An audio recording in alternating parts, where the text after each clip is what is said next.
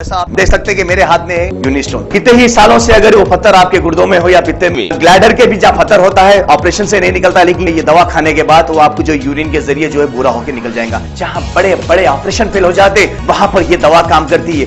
गुर्दे और पित्ते की पथरी ये प्रोडक्ट से गल जाती है, फिर दोबारा पथरी फॉर्म होने नहीं देती और इसमें कोई साइड इफेक्ट भी नहीं है।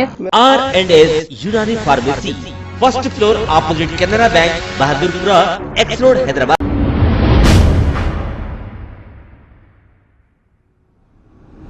अस्सलाम वालेकुम नाजरीन, मैं हूं मोहम्मद अब्दुल हकीम। आइए देखते हैं आज का ये खबरनामा। शमशाबाद राजीव गांधी इंटरनेशनल एयरपोर्ट पर कस्टम ड्यूटी ऑफिसर्स ने चालाकी से सोने की मुंतकिली को नाकाम कर दिया। एक शख्स जो दूसरे मुल्क से राजीव गांधी इंटरनेशनल एयरपोर्ट पहुंचा था, जो गैर कानूनी तरीके से चॉकलेट के कवर्स में सोना रखकर ला रहा था। इस पर कस्टम ऑफिशियल्स ने मजीद कार्रवाई करते हुए इस शख्स को लॉ एंड ऑर्डर पुलिस के हवाले कर दिया। आइए देखते हैं ये रिपोर्ट।